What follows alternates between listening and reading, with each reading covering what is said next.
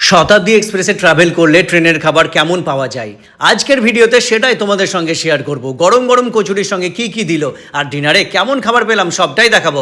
ট্রেনে ওঠার পর প্রথমে আমাদের দুটো 500 ml জলের বোতল দিল, তারপর হাতে চলে এলো English news paper the Telegraph. ট্রেনে বসে নিউজ পেপার পড়তে পড়তে জার্নিটা বেশ ভালোই লাগছিল। এরপর চলে এলো আমাদের স্ন্যাক্স। এখানে রয়েছে ভুজিয়া, টি ব্যাগ, একটা চকোলেট, সস, পাস সঙ্গে রয়েছে গরম গরম কচুরি আর ভেজ স্যান্ডউইচ। এটাই আমরা ভেবেছিলাম যে কচুরিটা আদৌ গরম থাকবে নাকি ঠান্ডা হয়ে যাবে। যাই হোক, আমরা লাকি, কচুরিটা কিন্তু আমাদের গরমই রয়েছে। যাই হোক, খুলেই দেখায় আর খেয়েও দেখি কেমন লাগে। মন কিন্তু প্রথমেই গরম গরম কচুরিটা টেস্ট করলো, আরও বলছে খেতে কিন্তু বেশ টেস্টি।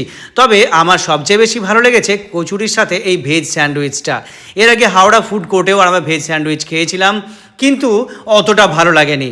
এরপর মনকে বললাম একটা দুধ চা বানিয়ে দিতে স্পেশাল করে। ট্রেনে বসে নিজের হাতে চা বানিয়ে খাওয়ার মজাটাই কিন্তু আলাদা। যাই হোক, কিছুক্ষণ পর চলেই আসবে আমাদের ডিনার। টিকিট কাটার সময় খাবারের অপশান ছিল, সেখান থেকেই আমরা দুটো থালি অর্ডার করেছিলাম, একটা ভেজ থালি আর একটা জৈন থালি। সেই থালির জন্য কিন্তু ওয়েট করছি। যাই হোক, চলে এসেছে। এই যে প্রথমে দেখাচ্ছি ভেজ থালিটা, এখানে রয়েছে রাইস, পনিরের একটা সবজি, আলু মটরশুঁটি ভাজা, তারপর রুটি, অন্যান্য সাইড আইটেম মানে হচ্ছে দই, আচার, এগুলো। আর তার সঙ্গে রয়েছে জৈন থালি।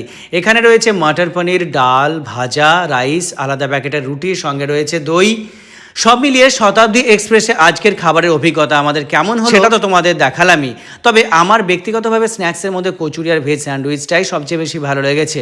তোমরা যদি শতাব্দী এক্সপ্রেসে ট্রাভেল করে থাকো, তাহলে তোমাদের খাবারের অভিজ্ঞতা কেমন ছিল অবশ্যই কমেন্ট করে আমাদের জানাও। ধন্যবাদ, সবাই ভালো থেকো।